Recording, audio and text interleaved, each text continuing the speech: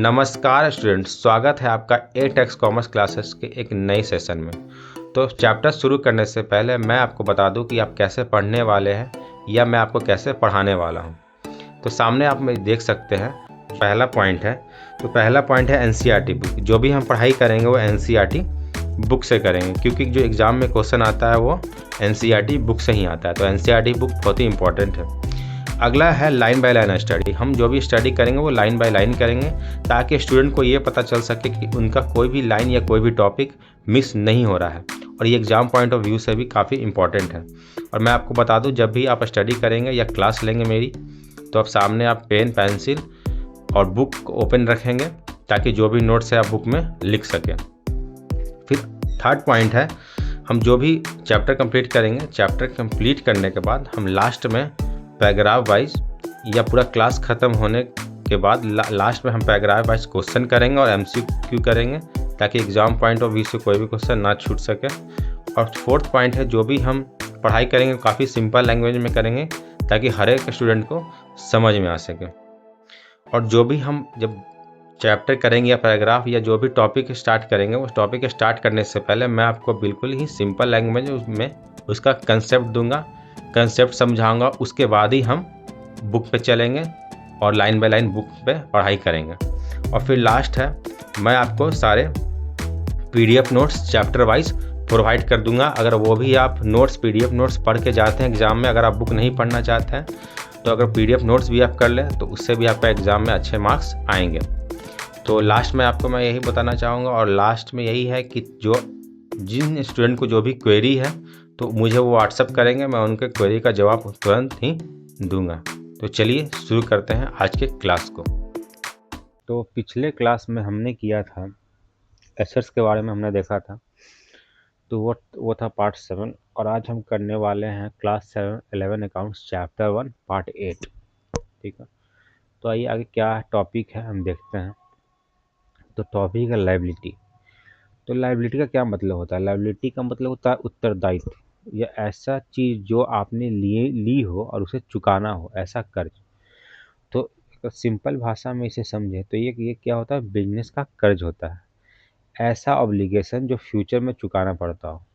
मतलब अगर कर्ज है, अगर आपने किसी से कर्ज लिया है तो जाहिर सी बात है कि अगर आपने कर्ज लिया है तो उस कर्ज को आपको चुकाना पड़ेगा। ठीक है, तो लायबिलिटी का मतलब आप यही समझ लीजिए कि क्या होता है? कर्ज होता है जो बिजनेस सामने वाले पार्टी से या किसी बैंक से या किसी भी व्यक्ति से लेता है, जो उसे भविष्य में चुकाना पड़ता है। क्रेडिटर का क्लेम बिजनेस के एसेट्स पर। ठीक, मान लीजिए कि अगर आपने किसी से उधार लिया और उधार चुकाने में आप सक्षम नहीं रहे, तो आपके बिजनेस का जो पूंजी है, जो एसेट्स है, उसको बेच के वो कर्ज आप बिजनेस से लिया जा सकता है। अब एसेट्स वही मशीनरी है, फर्नीचर है, कंप्यूटर है, जो उसकी पूंजी होती है, या अपना ज़मीन है, या अपना ऑफिस है। तो लायबिलिटी का मतलब सिंपल वर्ड में क्या समझे? बिजनेस का ऐसा पैसा जो देना पड़ेगा भविष्य में। बिजनेस से क्या लिया? कर्ज लिया, उस कर्ज को चुकाना पड़ेगा। तो इसी का मतलब क्या होता है? लायबिलिटी। अब एग्जाम्पल से समझिए, एग्जाम्पल से समझिए। मान लीजिए कि सुपर बाजार ने 10,000 का माल उधार खरीदा। मान लीजिए कि सुपर बाजार है, जो मार्केट है, जो स्मार्ट बाजार होता है, बिग बाजार होता है, उसने क्या किया कि 10,000 का माल उधार में खरीदा फास्ट फूड प्रोडक्ट से। मतलब फास्ट फूड प्रोडक्ट कंपनी का नाम। पेमेंट 1 महीने बाद देना है। अगर 31 मार्च को बैलेंस शीट बनाई जाए तो फास्ट फूड को क्रेडिटर लायबिलिटी दिखाया जाएगा। तो कहने का मतलब ये है कि आपने एक बिजनेस खोला है और सामने वाले पार्टी से आपने कुछ माल उधार लिया है, तो सामने वाला पार्टी आपके लिए क्या हो जाएगा? क्रेडिटर हो जाएगा। ठीक है, क्रेडिटर मतलब क्या होता है? जो आपको उधार देता है। अगर सुपर बाजार ने 3 साल के लिए लोन लिया है, ठीक, दिल्ली स्टेट कोऑपरेटिव बैंक से, ये भी लायबिलिटी होगी। बैलेंस शीट लायबिलिटी साइड में दिखेंगे। तो कहने का मतलब कि अगर मान लीजिए कि आप कोई बिजनेस कर रहे हैं और आपने क्या किया है? लोन लिया है, ठीक है, या किसी बैंक से लोन लिया है, तो वो भी क्या होगा? एक तरह का बिजनेस क्या होगा? लायबिलिटी होगा। और देखिए, लायबिलिटी 2 तरह का होता है, करेंट लायबिलिटी और दूसरा होता है नॉन करेंट लायबिलिटी। तो करेंट लायबिलिटी क्या होता है? करेंट लायबिलिटी वो लायबिलिटी है जो 1 साल के अंदर चुकाना पड़ता है। ठीक, अब 1 साल के अंदर चुकाना पड़ता है मतलब कि ऐसा कर्ज जो आपने लिया है और सामने वाली पार्टी को आपने ये प्रॉमिस किया है कि मैं जो आपसे ये कर्ज ले रहा हूँ, मान लीजिए कि राम ने श्याम से क्या लिया, 1 लाख का कर्जा लिया। मतलब राम का कोई बिजनेस होगा, श्याम का भी कोई बिजनेस होगा। तो राम ने श्याम से क्या लिया, 1 लाख उधार लिया। तो राम ने क्या कहा कि मैं तुम्हें 1 साल के अंदर क्या करूंगा, कर्जा चुका दूंगा। तो जैसे ही 1 साल उसने बोला, तो कहने का मतलब क्या कि वो करेंट लायबिलिटी में आ गया। करेंट मतलब ऐसा कर्ज, ऐसा लोन जो उससे मुझे क्या करना पड़ेगा, विद इन 1 ईयर चुकाना पड़ेगा। ठीक है, उसे हम शॉर्ट टर्म लोन भी बोलते हैं। तो उसका हो गया कोई कोई खर्च है जो बकाया है, वो क्रेडिटर, जो मैंने आपको बताया, सामने वाला पार्टी से हमने माल लिया तो आपके लिए क्रेडिटर हो गया। उसके बाद आती है non current liability. Non current liability क्या है कि वो ऐसी लायबिलिटी है जो 1 साल से ज़्यादा के बाद चुकानी पड़ती है। मान लिया आपने बैंक से कोई लोन लिया, बैंक से आपने क्या किया, लोन लिया, और बैंक ने कहा कि आपको ये लोन 5 साल के अंदर चुकाना है। तो आपने जैसे यहाँ पे क्या देखा कि लोन जो मैंने लिया बैंक से, जो कर्ज लिया, वो 1 साल के अंदर नहीं, 1 साल के बाद मुझे चुकाना है। तो ये क्या हो गया, नॉन करेंट लायबिलिटीज में के अंडर ये चीज़ें आ गई। ठीक है, तो ये था नॉन करेंट लायबिलिटीज। अब हम देखेंगे कि जो लाइबिलिटीज़ है, तो लाइबिलिटी हमने देखा कि 2 तरह की लाइबिलिटी होती है। अब देखिए तो बुक में क्या लिखा हुआ है लाइबिलिटी के बारे में। तो क्या कहता है, लाइबिलिटी और ऑब्लिगेशन और debt that an enterprise has to pay some time in the future. Liability क्या है, कुछ नहीं है, एक कर्ज है या एक उत्तरदायित्व है। ऑब्लिगेशन का मतलब क्या होता है, उत्तरदायित्व, कंपनी के ऊपर, जो कंपनी को कभी ना कभी भविष्य में उसे चुकाना पड़ेगा। They represent creditor claim on the firm assets. अगर आपने सामने वाले पार्टी से माल लिया और उसे आप नहीं चुका पाए, तो जो सामने वाला पार्टी है आपका, कंपनी का एसेट्स बेच के क्या कर सकता है, आपसे पैसे ले सकता है। Both small and big businesses find it necessary to borrow money at one time और द अदर। दोनों छोटा और बड़ा बिजनेस क्या क्या है, ये जरूरी समझता है कि मतलब कि जो भी बिजनेस है, जो भी धंधा कोई भी कर रहा है, तो कहीं ना कहीं, अगर वो बड़ा व्यापारी हो या छोटा व्यापारी हो, सबको फंड की ज़रूरत है बिजनेस चलाने के लिए। तो लोग क्या करते हैं, पैसा लेते हैं, लोन लेते हैं। तो बिजनेस क्या करती है, लोन लेती है, पैसा लेती है, and to purchase goods on credit, और उधार पे भी माल खरीदते हैं। ठीक है, तो वही एग्जांपल दिया हुआ है कि आप किसी से उधार माल लेते हो, तो वो क्रेडिटर कहलाता है। वो क्रेडिटर कहाँ दिखेगा, बैलेंस शीट के लायबिलिटी साइड में दिखेगा, क्योंकि वो आपके लिए क्या हो गया, उत्तरदायित्व हो गया, कर्ज हो गया जो आपको चुकाना है। तो उसके बाद क्या है, लायबिलिटी का आप देख रहे हैं डायग्राम बना हुआ है। तो 2 तरह की liability, current, non current liabilities और करेंट लायबिलिटीज। तो नॉन करेंट लायबिलिटीज और करेंट लायबिलिटीज तो हमने समझ लिए। अब नॉन करेंट लायबिलिटीज में बहुत सारे टाइप है। लॉन्ग टर्म बोरोइंग है, डिफर्ड टैक्स है, अदर टर्म लायबिलिटीज है, लॉन्ग टर्म प्रोविजन है। तो ये सब जितने भी हैं वो सारे कर्ज ही हैं। ठीक है, तो नॉन करेंट लायबिलिटीज मतलब क्या कि 1 साल से ज़्यादा का कर्ज, मतलब 1 साल बाद वो कर्ज को आप ज़्यादा समय में, वो 1 साल से ज़्यादा समय में क्या करेंगे, आप उस कर्ज को चुकाएंगे। मतलब आपके ऊपर रिस्ट्रिक्शन ये नहीं है कि आपको उस कर्ज को 1 साल के अंदर ही चुका देना है। ठीक है, तो नॉन करेंट लायबिलिटीज में ऐसे बहुत सारे हैं।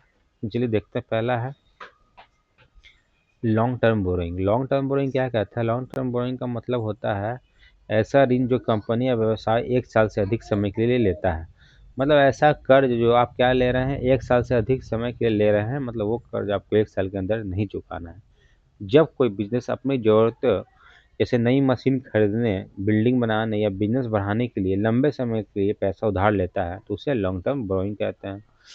मान लीजिए एक कंपनी ने बैंक से 10 लाख का लोन 5 साल के लिए लिया, तो यह लॉन्ग टर्म बोरोइंग कहलाएगा, क्योंकि इसे 1 साल से ज़्यादा समय में चुकाना है। ठीक, तो लॉन्ग टर्म बोरोइंग के क्या क्या एग्जाम्पल है? बैंक लोन है, डिवेंचर है। बैंक लोन समझ ही रहे हैं, और डिवेंचर मतलब होता है कि कंपनी जनता से पैसा उधार लेती है, उसे डिवेंचर बोलते हैं। ठीक है, और उसके बदले में जनता को क्या देती है? इंटरेस्ट देती है। टर्म लोन है, बैंक से ही मिलता है। फिर पब्लिक डिपॉजिट है, कंपनी जनता से जमा के रूप में पैसा लेती है। ठीक, तो ये सब लायबिलिटी कहाँ दिखती है? बैलेंस शीट के लायबिलिटी साइड में दिखती है। तो अब ये बैलेंस शीट क्या है, प्रॉफिट लॉस क्या है, ये सब जो फॉर्मेट है इसके बारे में हमें आगे पढ़ना है। अभी आप बस नॉर्मली समझ लीजिए कि बैलेंस शीट, जैसे मैंने आपको बताया था कि बैलेंस शीट क्या दिखाता है कि आपके पास कितना पूंजी है और आपके पास कितना कर्ज है, तो वही कह रहा है कि बैलेंस शीट में हम इसे दिखाएंगे। फिर अगला है डिफर टैक्स लायबिलिटीज का मतलब होता है भविष्य में चुकाया जाने वाला टैक्स। जैसे कि आपने एसेट्स में देखा था क्या कि टैक्स आपने क्या किया, ज़्यादा चुका दिया, लेकिन इसमें क्या है कि आप टैक्स कम चुकाते हो। कभी कभी अकाउंटिंग रूल के अकॉर्डिंग क्या होता है कि टैक्स में अंतर आता है, और जो इनकम टैक्स का रूल है, मतलब कंपनी का अपना रूल होता है और हमने जो अकाउंटिंग किया उसका अपना रूल है, उसके अकॉर्डिंग हमने टैक्स को कैलकुलेट किया। जो हमने अकाउंटिंग किया, सेल परचेज जो भी लिया, जो भी सेल किया है, और इनकम टैक्स का अपना रूल है। तो उसी के वजह से क्या होता है, कभी कभी अकाउंटिंग प्रॉफिट टैक्सेबल प्रॉफिट में अलग अलग हो जाते हैं। मतलब क्या होता है, अकाउंटिंग रूल के हिसाब से 85,000 टैक्स निकल रहा है, ठीक, और इनकम टैक्स के रूल्स के अकॉर्डिंग 60,000 का निकल रहा है। तो कहीं ना कहीं आपने क्या किया, 10,000 कम टैक्स पे किया। तो इस डिफरेंस की वजह से कंपनी को अभी कम टैक्स देना पड़ता है, लेकिन भविष्य में ज़्यादा टैक्स देना पड़ता है। तो वही कह रहा है, इस भविष्य में देने वाला टैक्स को क्या कहते हैं, डिफर्ड टैक्स लायबिलिटी कहते हैं। मतलब ऐसा टैक्स जो अभी बन रहा था लेकिन आपने क्या दिया, भविष्य में दिया। तो वही कह रहा है, अकाउंटिंग प्रॉफिट है मान लीजिए 1 लाख, टैक्स लॉ के अनुसार डिप्रेशन ज़्यादा मिल गया, तो इसलिए टैक्सेबल प्रॉफिट क्या हो गया, 80,000। अब कंपनी टैक्स ने टैक्स दिया 80,000 पर लेकिन बुक प्रॉफिट में 1 लाख है। ठीक है, इसका मतलब 20,000 का टैक्स फ्यूचर में देना पड़ेगा। इसी को डिफर्ड टैक्स लायबिलिटी कहते हैं। कहने का मतलब कि जो टैक्स का जो निकल रहा था वो 80,000 पर टैक्स निकल रहा था। ठीक है, लेकिन कंपनी लॉ के अनुसार क्या था, यहाँ पे लग रहा है कि अकाउंटिंग प्रॉफिट जो 1 लाख दिखा रहा है, टैक्स लॉ के अनुसार डिफरेंस ज़्यादा मिल गया। ठीक, तो अच्छा, तो ये यहाँ पे देखिए, ये कह रहा है ना कि जो टैक्सेबल प्रॉफिट है, मतलब आपने अकाउंटिंग में, आपका अकाउंटिंग का प्रॉफिट निकल रहा था 1 लाख, ठीक, आपको 1 लाख पर टैक्स पे करना था, लेकिन टैक्स लॉ के अनुसार कुछ डिप्रिसिएशन मिल गया, मतलब किसी एसेट्स पे, जो आपका एसेट्स है उसका वैल्यू कम हो रहा था, तो उसको भी आपने माइनस कर लिया। ठीक है, तो आपने क्या किया, टैक्स 1 लाख पे ना भर के 80,000 पे टैक्स भरा, लेकिन आपको टैक्स कहीं ना कहीं 1 लाख पे भरना था, तो आपने टैक्स कम पे किया। तो अभी जब कम पे किया तो फिर बाद में आपको पे करना पड़ेगा, तो उसको क्या बोलते हैं, डिफर्ड टैक्स लायबिलिटी बोलते हैं। डिफर्ड टैक्स लायबिलिटी मतलब ऐसा टैक्स जो आज नहीं दिया लेकिन भविष्य में देना पड़ेगा।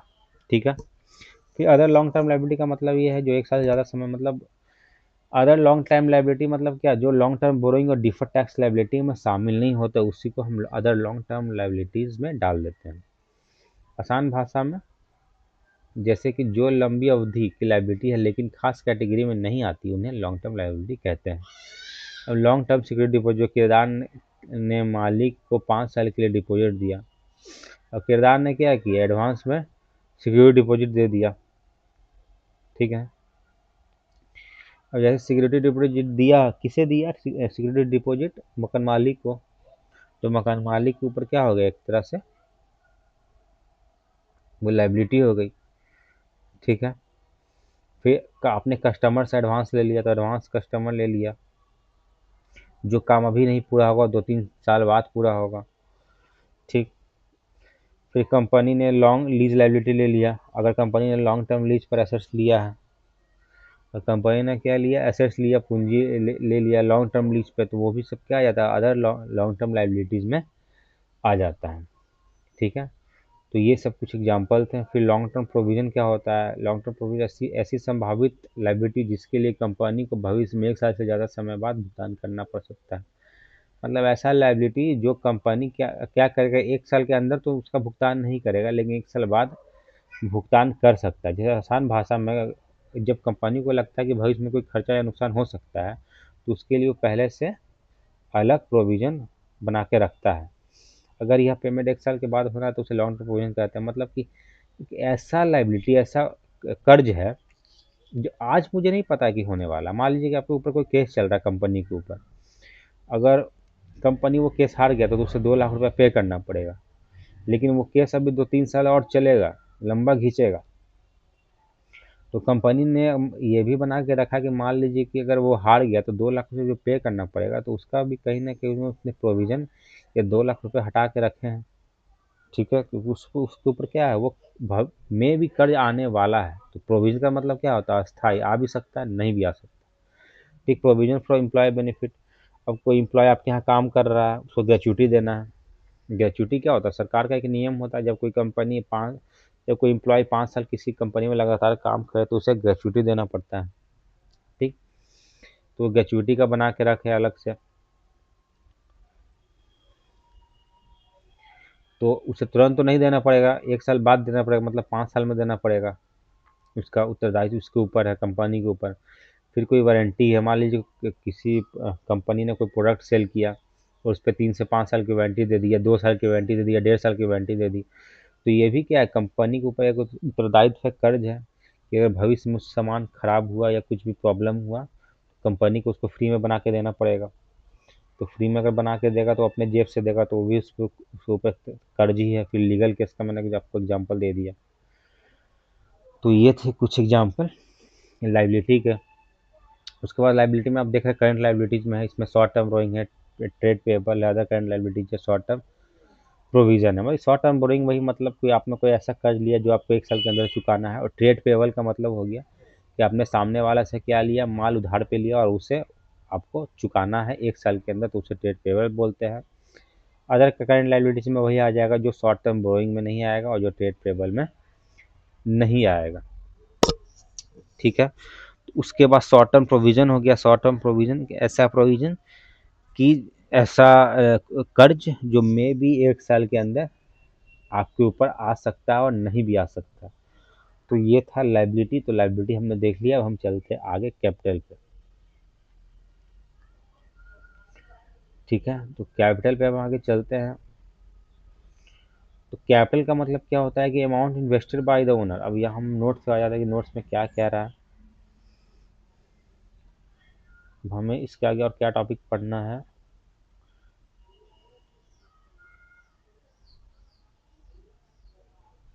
चलिए पहले कैपिटल हम समझ लेते हैं, कैपिटल क्या है।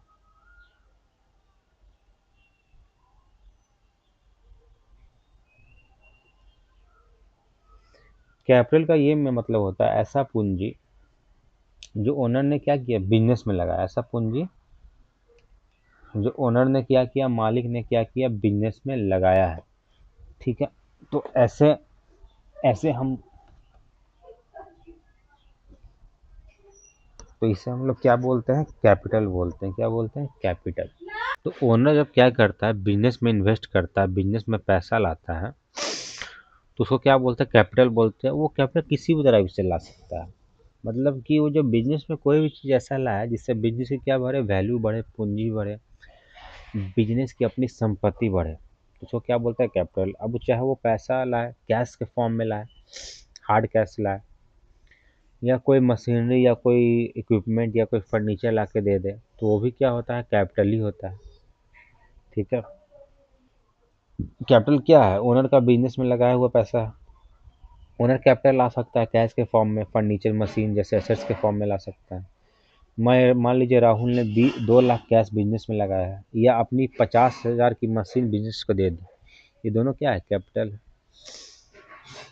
अब ये कह रहा है capital side, capital liability side में क्यों दिखाते हैं। देखिए अब ये बहुत इंपॉर्टेंट चीज़ है कि जो कैपिटल है वो एज ए कर्ज के रूप में हम दिखाते हैं।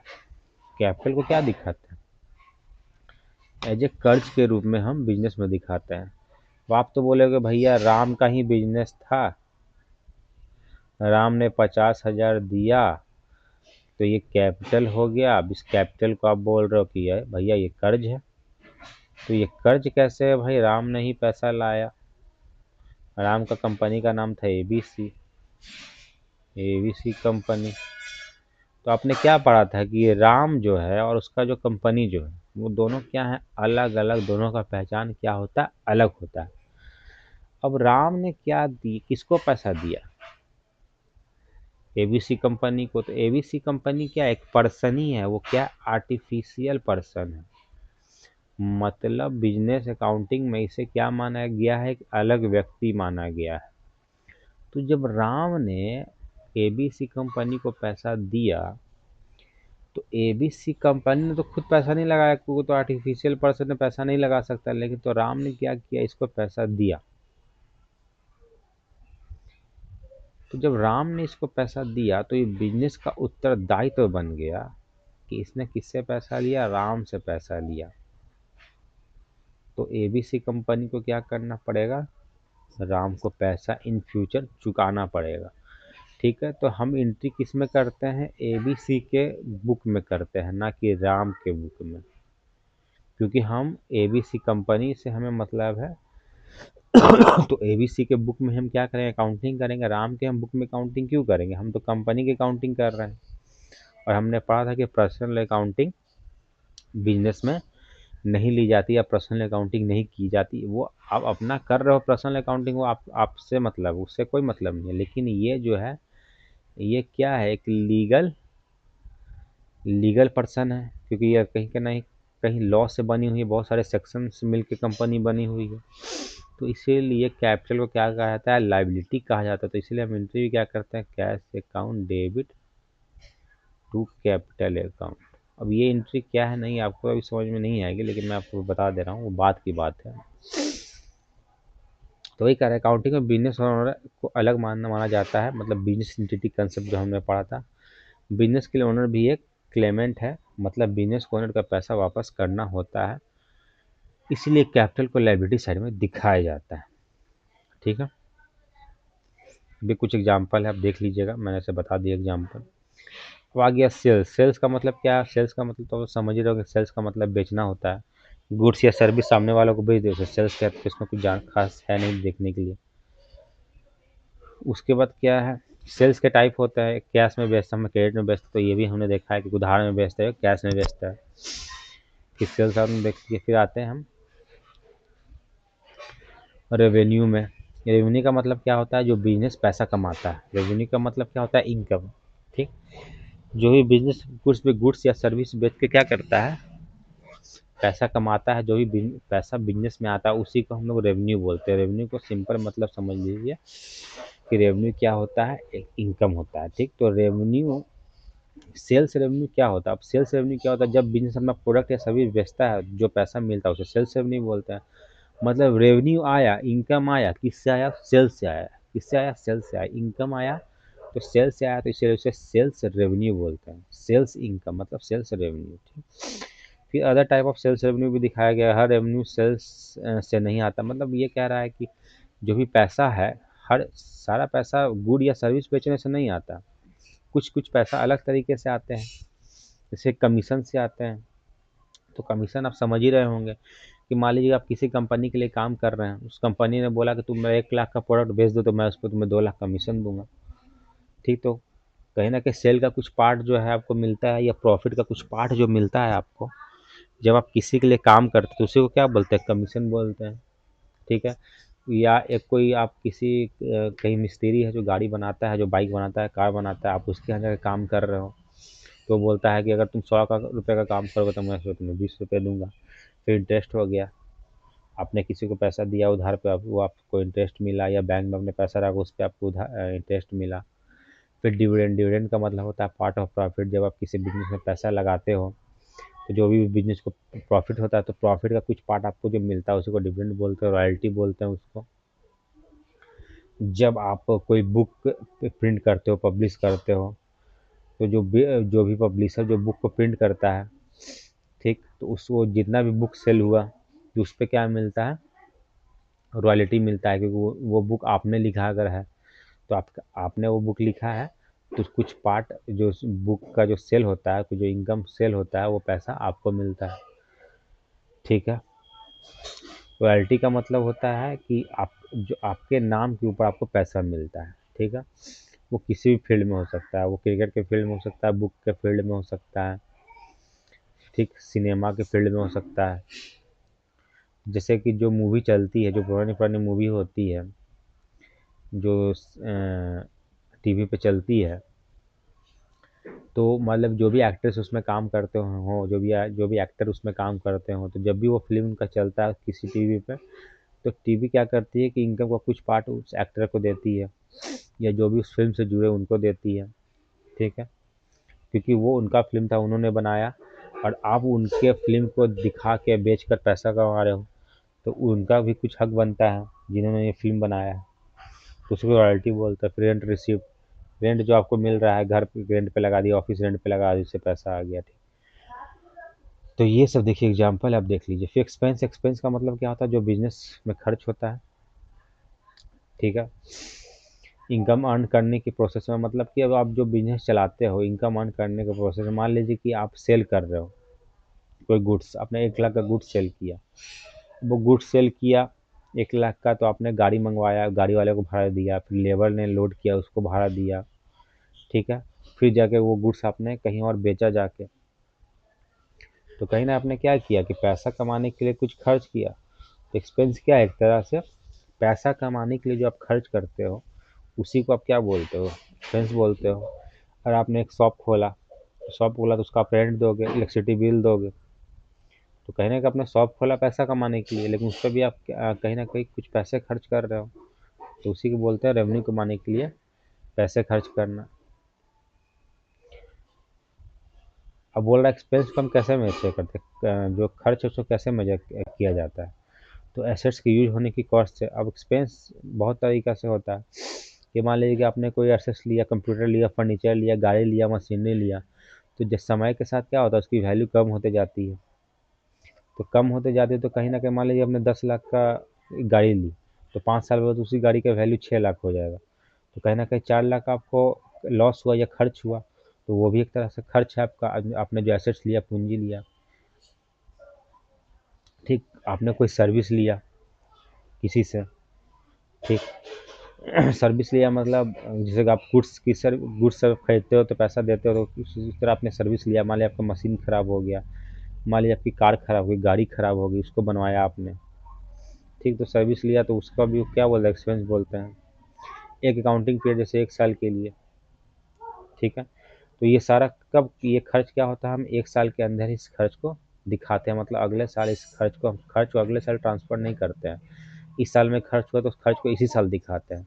अब ये नहीं कि खर्च को अगले साल दिखाते हैं, ठीक है।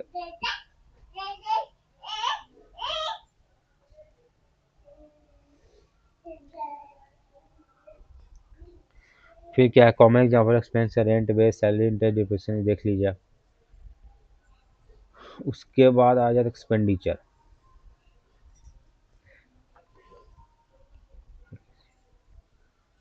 एक्सपेंडिचर क्या होता है, एक्सपेंस तो हमने देख लिया कि एक्सपेंस होता है बिजनेस को चलाने के लिए जो खर्च होता है। एक्सपेंडिचर पैसा खर्च करना या किसी चीज़ के लिए लायबिलिटी लेना ताकि हमें बेनिफिट, सर्विस या प्रॉपर्टी मिले। एक्सपेंडिचर इक्वल टू बेनिफिट पाने के लिए किया गया खर्च, ठीक है। तो ये एक्सपेंडिचर था। हम जब बात करते हैं एक्सपेंस और एक्सपेंडिचर की,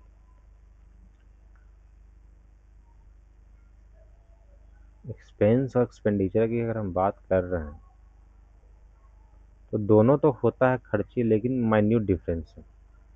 माइन्यूट डिफरेंस क्या है कि एक्सपेंस का जो बेनिफिट है, 1 साल के अंदर ही उसका बेनिफिट क्या होता है, मिल जाता है। और इसका जो बेनिफिट है एक्सपेंडिचर का, उसका बेनिफिट मिलता है मोर देन 1 ईयर। अब देखिए इस बात को इस तरह समझ लीजिए, जैसे मैंने अभी आपको थोड़ा पहले एग्जांपल दिया था कि आप कहीं गुड सेल कर रहे हो, गुड सेल किया तो आपने क्या किया, फेयर दिया गाड़ी का, ठीक है। फिर आपने लेबर चार्ज दिया। तो ये सब अगर आपने गुड्स सेल किया, क्या किया, गुड्स को सेल किया, तो जैसे ही गुड सेल किया तो एट दैट टाइम आपको क्या मिला, उस गुड सेल का बेनिफिट मिल गया, आपने गुड सेल किया, पैसा आया, खत्म। लेकिन यहाँ पे आपने क्या किया, मशीनरी परचेज किया। तो जो मशीनरी परचेज आपने किया तो उसका बेनिफिट तो एक दिन का तो मिलेगा नहीं, वो लगभग अगले 10 साल तक मिलेगा। तो यहाँ पे हम क्या देख रहे हैं, खर्च यहाँ भी हुआ, खर्च यहाँ भी हुआ, लेकिन इसका बेनिफिट एट अ टाइम मिल गया, विद इन 1 ईयर मिल गया।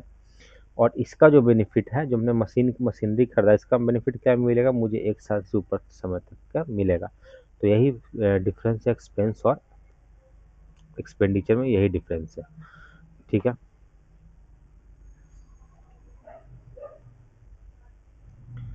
तो एक्सपेंस एक्सपेंडिचर का आप मतलब समझ गया, इसका कुछ एग्जांपल है आप यहाँ पे देख सकते हैं। उसके बाद जो है एक्सपेंडिचर है, एक्सपेंडिचर के भी दो टाइप होते हैं, एक रेवेन्यू एक्सपेंडिचर, मतलब ऐसा खर्च जिसका बेनिफिट मुझे क्या मिले, 1 साल के अंदर तक मिल जाए। और दूसरा जैसे rent, salary, electricity bill, goods purchase. Goods purchase क्या मतलब बेचने के लिए, तो ये सब आप क्या देख रहे हैं कि आप मंथली रेंट दे रहे हैं विद इन 1 ईयर, सैलरी भी मंथली दे रहे हैं, इलेक्ट्रिसिटी बिल भी मंथली दे रहा है। तो ऐसा एक्सपेंडिचर जिसका बेनिफिट 1 साल के अंदर ही खत्म हो जाए, मतलब आप रेंट दे रहे हो, आपने ऑफिस लिया है, तो ऑफिस लिया है तो काम कर रहे हो आप, सैलरी दे रहे हो तो आपके लिए एम्प्लॉय काम कर रहा है। तो ये सब बेनिफिट आपको विद इन 1 मंथ या विद इन 1 ईयर आपको मिल गया, तो ये रेवेन्यू एक्सपेंडिचर है। फिर दूसरा है कैपिटल एक्सपेंडिचर, जिसका बेनिफिट 1 साल ज़्यादा समय तक मिले, मतलब ऐसा खर्च जिसका बेनिफिट जो हो, फायदा हो, जो 1 साल ज़्यादा समय तक मिले, इसको एसेट ट्रीट किया जाता है। ठीक, जैसे आपने, मैंने जो एग्जांपल दिया, आपने मशीनरी खरीदा, फर्नीचर खरीदा, बिल्डिंग खरीदा, तो आपको क्या ये लगता है कि 1 साल के अंदर ये खत्म हो जाएगा, नहीं, 1 साल से ज़्यादा के लिए चलेगा।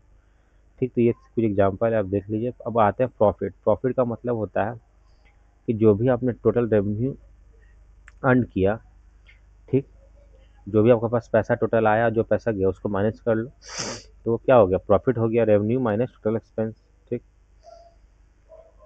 फिर हम आते हैं प्रॉफिट्स। अब क्या बोल रहा है कि प्रॉफिट का इफेक्ट क्या होता है, प्रॉफिट होने से ओनर का कैपिटल बढ़ता है, मतलब जो भी प्रॉफिट होता है तो उस प्रॉफिट को हम कैपिटल में जाके ऐड कर देते हैं, इससे बिजनेस स्ट्रांग होता है और ग्रोथ के चांस भी बढ़ते हैं। ये था प्रॉफिट। और प्रॉफिट क्या होता है, पूंजी को बढ़ाता है। ठीक है, और गेन एक तरह का ऐसा प्रॉफिट है जो रेगुलर नहीं होता है, मतलब प्रॉफिट, वो जो आपने प्रॉफिट देखा, जो फ़ायदा देखा, वो आप डेली बिजनेस एक्टिविटी जो कर रहे हो, डेली सेल कर रहे हो, उससे आपको प्रॉफिट हो गया। लेकिन यहाँ गेन का मतलब क्या होता है कि ऐसा बिजनेस एक्टिविटी जो डेली बेसिस पे नहीं होता, वो कभी कभार होता है। जैसे कि आपने कोई पुराना मशीनरी सेल कर दिया, तो उससे जो पैसा आ गया, कोई पुराना सामान आपके कंपनी बिजनेस में रखा, वो आपने सेल कर दिया, तो इसी को क्या बोलते हैं, मतलब ऐसा गेन का मतलब क्या होता है कि पैसा तो आता है लेकिन डेली एक्टिविटी से नहीं आता है, जो कभी कभार एक्टिविटी हम करते हैं उससे आता है। जैसे कि फिक्स एसेट जो बेच दिया, एग्जांपल दिया था, कहीं कोर्ट केस आपने किया था, वो जीत गए, आपको उसका पैसा मिल गया, मानहानि का, सामने वाले ने, पार्टी ने पैसा दिया। ठीक है, एसेट्स की वैल्यू बढ़ गई। ऐसा तो होता नहीं कि एसेट्स की वैल्यू बढ़ती है। मान लीजिए कि आपने कोई चीज़ 10 लाख में लिया, वो चीज़ का दाम हो गया 15 लाख, तो कहाँ आपने 10 लाख में लिया, 15 लाख दाम हो गया, तो कहीं 5 लाख मार्केट वैल्यू बढ़ गई। ठीक, तो इसी को गेन और प्रॉफिट, गेन बोलते हैं। तो गेन प्रॉफिट का क्या डिफरेंस है, देख लीजिए। प्रॉफिट बिजनेस एक्टिविटी से होता है और ये गेन होता है इंसिडेंटल या कभी कभार के इवेंट से होता है। ठीक है, अब देखें लॉस। लॉस कब होता है, जब एक्सपेंस बढ़ जाता है और रेवेन्यू कम हो जाता है, मतलब पैसा ज़्यादा जाता है और कम आता है। ठीक, तो लॉस का ये है एक्सपेंस माइनस रेवेन्यू। लॉस का इफेक्ट क्या होता है, लॉस क्या करता है, कैपिटल को कम कर देता है, मतलब जो भी आपने पूंजी लगाया है, अब आपको लॉस होगा। मान लीजिए 1 लाख आपने पूंजी लगाया, ठीक है, और 1 लाख का आपने माल खरीदा, अब वो माल बिकना था 1.5 लाख में। 1 लाख का पूंजी लगा, 1 लाख का अपना माल खरीदा, वो माल 1 लाख में बिका ही नहीं, 80,000 में ही वो माल बिका। ठीक, तो बताइए, आपने 1 लाख का माल लिया था, तो 1 लाख आपने कहाँ से खरीदा था, कहीं ना कैपिटल के पैसे से खरीदा था, लेकिन पैसा 1 लाख से ज़्यादा तो आया नहीं ना, 1 लाख ही आया। पैसा मात्र आया 80,000। तो जैसे ही पैसा 80,000 आएगा तो बाकी 20,000 कहाँ जाएगा, जाहिर सी बात है, जहाँ से हमने पैसा लिया था उठा के, वहाँ माल खरीदा था, वहीं से पैसा माइनस होगा। वही कह रहा है कैपिटल क्या होता है, लॉस होता है। ठीक, तो वही कह रहा है कि अगर कैपिटल 1 लाख था और 20,000 का लॉस हुआ, तो न्यू कैपिटल क्या हो गया, 80,000। और वही जो प्रॉफिट हो जाएगा, 1 लाख का सब हम 1.5 लाख में बेचेंगे, तो 50,000 प्रॉफिट होगा, तो 50,000 1 लाख में जुट जाएगा, जुट जाएगा तो पूंजी बढ़ जाएगी। फिर अदर टाइप ऑफ लॉस भी होता है, क्या होता है कि रेवेन्यू लॉस सिर्फ रेवेन्यू माइनस एक्सपेंस डिफरेंस नहीं होता, लॉस दूसरे तरीका से भी होता है, जैसे चोरी हो गया, गुड्स आग लग गई, कोई आपने फिक्स एसेट्स बेचा 10 लाख का सामान 5 लाख में बेच दिया, तो उससे भी क्या होता है, लॉस होता है। फिर होता है डिस्काउंट। डिस्काउंट क्या होता है कि गुड्स का जो प्राइस है, गुड्स का मान लिया प्राइस 100 रुपये, आपने 95 में दिया, तो आपने कहीं ना कहीं 5 रुपये डिस्काउंट दिया, तो उसी को डिस्काउंट बोलते हैं। जब गुड्स पे हम क्या कर देते हैं, डिस्काउंट देते हैं। अब डिस्काउंट के भी टाइप होते हैं। क्या टाइप होता है कि लिस्ट प्राइस पर परसेंटेज के रूप में दिया दिया जाता है। अब ट्रेड ट्रेड डिस्काउंट क्या होता है कि जो भी एमआरपी जो लिस्टिंग प्राइस है, मान लेगा आपने लिस्टिंग प्राइस 200 रखा है एक शर्ट का, उस पर आपने कुछ डिस्काउंट दे दिया, तो वो ट्रेड डिस्काउंट हो गया। सेल के टाइम ही माइनस कर दिया जाता है, मतलब बेचने से वही माइनस कर, 200 का टी शर्ट आप दे रहे हो 180 में, तो 20 रुपये आपने माइनस करे, वो ट्रेड डिस्काउंट हो गया। ठीक। जनरली कौन किसे देता है, ये देता है मैन्युफैक्चर होलसेलर को देता है, होलसेलर रिटेलर को देता है। ठीक है, मतलब ट्रेड डिस्काउंट इसलिए देता है कि इसका रीजन पीछे ये भी रीजन है ना, ट्रेड डिस्काउंट देने का ये भी रीजन है कि वो से ज़्यादा माल खरीदे, ज़्यादा क्वांटिटी में खरीदे। ठीक। तो ट्रेड डिस्काउंट क्या हुआ कि आपने पहले ही अलग से क्या दिया, कम दाम दे दिया, तो आपको उसमें दिखाने की जरूरत नहीं, मतलब बिल में आपको दिखाने की जरूरत नहीं कि मैंने इसे इतना डिस्काउंट दिया। आपको आपने अगर पहले से उस पर कम कर दिया है तो आप जितना दाम है वही दिखाओ, अगर आप 180 में बेच रहे हो तो 180 बिल में दिखाओ, 200 दिखाने की जरूरत नहीं है। फिर आ गया कैश डिस्काउंट। कैश डिस्काउंट क्या होता है, क्रेडिट सेल पर दिया जाता है। ठीक है, फिर डेटा जल्दी पेमेंट करे, पेमेंट के टाइम दिया जाता है। यहाँ लिखा हुआ क्रेडिट सेल पर दिया जाता है, मतलब उधार जब आप बेचते हो तो उस पर क्या क्या दिया जाता है, कैश डिस्काउंट दिया जाता है। ये पॉइंट मुझे लगता है कि यहाँ नहीं होगा, क्रेडिट सेल पर दिया जाता है, मतलब उधार जो आप बेचते हो, नहीं नहीं नहीं नहीं, ये यहाँ पे नहीं होगा, इस पॉइंट को यहाँ से हटाना पड़ेगा।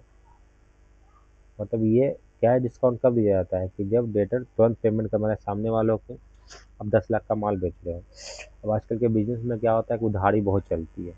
अब सामने वाला को बोला पार्टी में, नहीं मैं 10 लाख का आपको पूरा पेमेंट अभी कर दूंगा, तो जो सामान बेचता है, जो सेलर होता है, वो क्या करता है, इसी खुशी में कि आपने मुझे तुरंत ही पेमेंट कर दिया तो कुछ उस पर डिस्काउंट दे देता है, 10,000 20,000 या जो भी 1% 2% उसके ऊपर है, वो कितना डिस्काउंट देना चाहता है। ठीक है, ये क्यों होता है कैश डिस्काउंट, कैश डिस्काउंट इसलिए होता है कि ताकि लोग तुरंत पेमेंट करें, जल्दी पेमेंट करें। ठीक है, अब मान लीजिए कि अमाउंट 5,000 बचा हुआ, कंडीशन ये है अगर 10 दिन के अंदर दे दिया तो 2% डिस्काउंट दे दूंगा। ठीक है, अगर टाइम पे पेमेंट हो गया 2,000 डिस्काउंट दे दूंगा, तो ऐसे क्या होगा, लोग टाइमली पेमेंट करेंगे। अब ये ट्रेड डिस्काउंट कब मिलता है, जब हम बेचते हैं, और कैश डिस्काउंट कब मिलता है, जब पेमेंट हम करते हैं, पेमेंट के टाइम। ठीक है, लिस्ट प्राइस पे होता है, और ये जो अमाउंट बचा हुआ रहता है, मान लीजिए कि आपने 10 लाख का माल बेचा, उसमें से आपको 5 ही लाख मिला, और फिर सामने वाला पार्टी को आपने बोला कि 5 लाख आप मुझे 10 दिन के अंदर दे दोगे, तो मैं आपको क्या करूँगा, 2% डिस्काउंट दे दूंगा। ठीक। और इसका मकसद क्या होता है ट्रेड डिस्काउंट का, कि बल्क सेल बढ़ाने के लिए, सेल बढ़ाने के लिए होता है, और कैश डिस्काउंट जल्दी पेमेंट लेने के लिए। तो अब जो अगला टॉपिक है वाउचर, तो वाउचर जो टॉपिक है हम अब नेक्स्ट सेशन में देखेंगे, तो चलिए मिलते हैं अब नेक्स्ट सेशन में, थैंक यू।